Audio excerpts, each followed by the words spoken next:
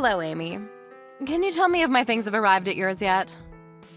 I was told by the moving service that they had finished delivering. Yeah, we had loads of boxes delivered yesterday evening. What was all that? David said he called you, but you wouldn't tell him what you've sent us. If they've arrived safely, then that's all that matters. You haven't opened any of them, have you? I don't want you going through what's inside.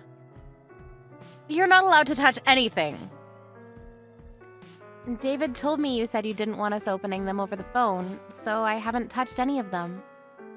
But what are they? There's so many boxes, and we had an extra delivery this morning. I hope that's the last of them, because we really can't take any more. What are we supposed to do with them? We don't have the space to store them, and it's become more difficult to move around because they're all stacked up in the hallway. We can't keep them like this. What do you want us to do with them? It's fine, don't worry about it. You don't have to do anything with them. You have a spare room next to the living room, right? Just put them in there. That's all you have to do for me. Excuse me? Mary, I can't do that, and you can't just decide that for us. We're already using that room for something else. We can't use it for storing your things. Even if you are my mother-in-law. I'm sorry, but everything's still in the hallway ready to be moved, so I'd be grateful if you'd have them cleared away soon.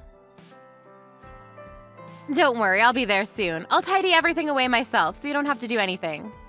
Everything will be out of the boxes and tidied away in no time, so just leave everything as it is. I'm sorry, what?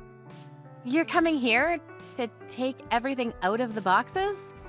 I don't understand. Why would you do that? I should be there this evening. I'm asking you why? To put away my things. I don't want you or my son going through my things, so I'll organize everything myself. You don't have to do anything. You should be happy that I'm willing to do it all by myself. I still don't understand. Why would you send all of your things all the way here to organize them? Can't you do that at home? Oh, didn't David tell you? I thought you already knew that I'm moving in with you. That's why I've sent all my things to yours. I'm looking forward to living with you both, and I hope that we can get on well. Have you already prepared my welcome party? You'll have to set one up to introduce me to the neighbors. Excuse me? I haven't heard anything about you moving in with us. Are you sure you're not mistaken? David already said no the last time you asked to move in with us, so why would he change his mind? And first of all, I haven't given my approval, so there's no way he would do something like this behind my back. We can talk about that when I arrive. I'll be there by this evening, so make sure you have something prepared for me by then. No, you can't just decide something like that by yourself and force it on us. We don't have anywhere for you to sleep, and like I've been saying, we don't have the space for your stuff. I'm sure there must be plenty of things you don't need or use that you can throw out. The room next to the living room gets a lot of sunlight, so I'd like to use that as my bedroom. If you can clear that room up for me, I can work on tidying my things away as soon as I arrive. It should be clean by the time I get there if you start right away. Oh, and I get back pain if the mattress isn't comfortable enough, so make sure that you get one that's meant specifically for back pain. I love the memory foam, but the cheap ones are too firm, so think carefully before you buy. I still haven't said that you can live with us. David hasn't told me anything, so I'm pretty sure that he hasn't given his permission either. And what is David's dad going to do? Is he going to live by himself? Are you splitting with him? I don't want to live with James anymore. I want to live with my son. You won't deny me that, will you, Amy? Will you welcome me into your home? I've got nowhere else to go. You can't just kick me out into the street when I'm begging this much. What time do you think you'll be here? I'm gathering up the last of my things, so I should be able to leave the house soon. I'll be there by this evening. According to the train timetable, my train should reach the station around 4 p.m., so would you pick me up? I've got a lot of things to carry, and I don't know the way from the station. Can you come and get me at 4? Thank you. I'm going to go get ready. Mary, you can't come and live with us. Like I told you, we don't have anywhere for you to sleep. The room you're talking about isn't available, and we can't throw things out just because you need a place to stay.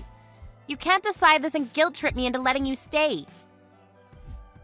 But David already said that it would be okay. If he gave the all clear, then there's no reason why I should ask for your permission. You should listen to what your husband says if you want to be a good wife. Do you understand? Do as David says or he'll start hating you. David told me that he never said it was okay. He says that he already told you you couldn't move in with us. If you're going to insist, then I'll check with him again. But even if he does say it's okay, please know that I'm not okay with it. This is my house as well as his, and I won't agree to living with you. Why not? Why does it matter so much whether one person is living in your house or not? I won't take up that much space, and it's not like you have children to raise. What on earth could be the problem? Can't you pity your own mother-in-law and be generous enough to take care of her in her old age? It's not like it'll cost you that much money. You should be happy to live with me. I'm your husband's mother. So you want us to pay for everything while you stay with us as well? That makes it even more difficult for me to let you stay here. We don't have an infinite supply of money or space. Please don't be unreasonable. You're the one that's being unreasonable. You married my son. You should be the one taking care of me anyways. It's your job to take care of me. I just called David and he tells me that he never gave you permission to stay with us. He says that he made it clear that you can't move in with us. Who should I believe? My own husband or someone who's lying for her own convenience? Oh, really? I don't remember that. I heard him say that it was okay. That's not an excuse for you to try to force your way into our home. You don't have to phrase it like that. I'm much older than you, so please don't talk down to me. I'm not making excuses. I've no idea what David would want to marry a woman like you. He's so honest and gentle, but you're so rude. What could he have seen in you? It's a mystery to me. David said that he hasn't given his permission, so please stop. You can't live with us, Mary. We'll send your things back as soon as we can. It'll be a problem for me if you do that. I'm leaving this house and I'm not coming back. I don't want to live here with this man anymore. You're free to leave James if that's what you want, but you can't come here. You can't stay here and you'll have to find somewhere else. Mary? Mary? Please don't ignore my messages. Amy? Hello? Call not answered. Call not answered. Amy, where are you going? I've been waiting for 15 minutes. I told you I would arrive at 4 p.m., so why aren't you here to pick me up? What are you doing? Answer my calls. I've got too many things to carry. I can't leave the station. Would you hurry up and collect me? Mary, I told you that you can't come live here, but you were the one that ignored my messages. Call not answered. What are you talking about? I thought the conversation was over. We were supposed to meet anyway. And I thought we could talk about it then, if you really wanted to discuss it more. But you never came to pick me up. Will you hurry up? I'm not coming to collect you. Say whatever you like, but you'll have to collect me because I can't go to your house by myself. I have too much luggage. I can't get on the bus either because I don't know the way. You really haven't been listening to anything I've said, have you? I've already been waiting out here half an hour, and it's starting to get embarrassing. You're the one that's not listening to me properly. I can't collect you because we're at your house. We've already asked James about what happened. What are you talking about? We heard that you stole from his savings and spent his money without his permission, and that he got angry and asked for a divorce when he realized what you had done. I don't remember that happening. Are you sure that's what happened? My memory's been very hazy recently, so you can't blame me for something I don't remember. Apparently you wouldn't leave when he asked you to, so he suggested that your eldest son and his family come live with him. Didn't he? And that means that you have no choice but to leave, doesn't it? Because you were always horrible to your eldest son's wife. She even got depressed because of the way you treated her, and your own son doesn't want you to come near her. So you've never been invited to visit them. I heard that you've never been to see their children, your own grandchildren, because they don't want you harming their mental health either. That's not true. She's just too weak mentally. James is being ridiculous too. How can he choose his daughter-in-law over his own wife? He told me to leave because I stress her out. But why should I leave? I was here first. She's only here because she's married to our son. I think he's being fair. What did you say? James asked you for a divorce and asked you to leave because you spent his savings, but you wouldn't leave. I think it's only normal that he would prioritize the feelings of his daughter-in-law over you. If anything, you're lucky he hasn't been more harsh on you. You're lucky he hasn't forced you out and made you homeless. He could have done that whenever he wanted. but he knew that you had nowhere to go, so he's given you time to find a new place. You should be more thankful to him. Who do you think you are? I'm not going to let you talk to me like that. You have no right to lecture me. Anyway, every single box has been returned to your house. What? Why would you do that? James said he didn't want your stuff taking up space in the hallway while you searched for a new place, so all of the boxes have been stacked up inside the storage shed in the garden. By David.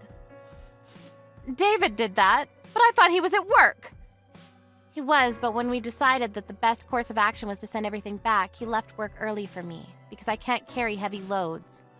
I'm pregnant. What? Why didn't you tell me that? I can't believe it! You're pregnant? That's even more reason for me to come live with you and David.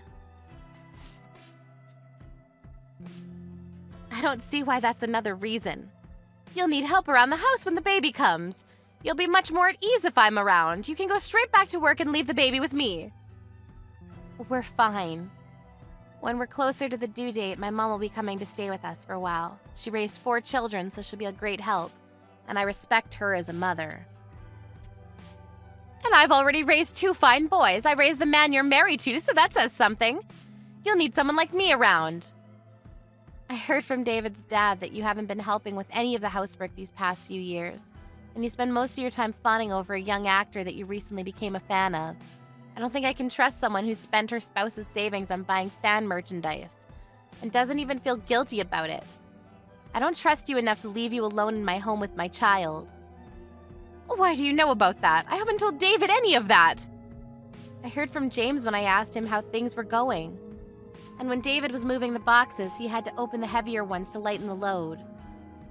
We saw that it was filled with magazines, CDs, and DVDs. You must have spent a lot of James's money considering the amount of boxes that were filled to the brim. You opened them? I specifically told you not to touch my things. If you've broken anything, I'll have you reimbursing me. I can't believe you would touch my things without my permission. Just how insensitive are you? By the way, your things would have never fit in the room you asked for, and that room has been set up for the baby, so you wouldn't be able to stay anyways. That's why I told you we didn't have any space, but you wouldn't listen no matter what I said. Then what am I supposed to do? I made all these preparations to live with you, and I'm already at the station. I came all this way. That happened because you didn't even ask for our permission before packing up your things. We never asked you to come, and we never said that you could stay. I think it's best that you go back to your house, or rather your husband's house, and ask if you can stay for a little longer while you find your own place. Your eldest son's old apartment is paid for until the end of the month, and he suggested that you could stay there. Might be a better idea for you to talk to them about that when you get back. Well, you'll have to apologize to his wife first. What about David? What did he say? Isn't he on my side? He'll let me stay with you two if you ask him. He's saying that he doesn't want to have anything to do with you. You've already caused him a lot of trouble in the past, and it seems that this was the last straw. We finally finished moving your boxes, so we'll be going home now, but I suggest you go back to your house while you still can, since there aren't a lot of trains running this evening. You'll end up having to sleep at the station if you don't hurry up and make up your mind. Even if you get back, I think the first step you'll have to take is to apologize to your eldest son and his wife so that they can feel comfortable with you letting you in. Considering all the pain and trouble you've caused, it looks like the real baggage is yourself.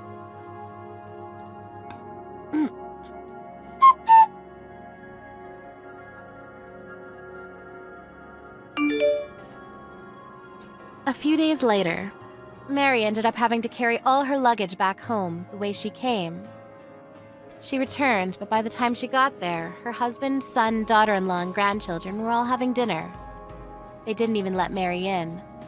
But Mary had nowhere else to go, so she finally acknowledged what she had done to her daughter-in-law up until now and apologized to her. She was allowed back into the house under the condition that she would leave the next day. She spent the night, but had to wake up early in the morning to take her luggage to the apartment her eldest son and his family had been living in. But she would only be able to stay there until the end of the month, so she had to find a decent place to stay herself. In the 40 years she had been married to James, Mary had never worked, so it was unclear whether she would be able to find a decent place by herself.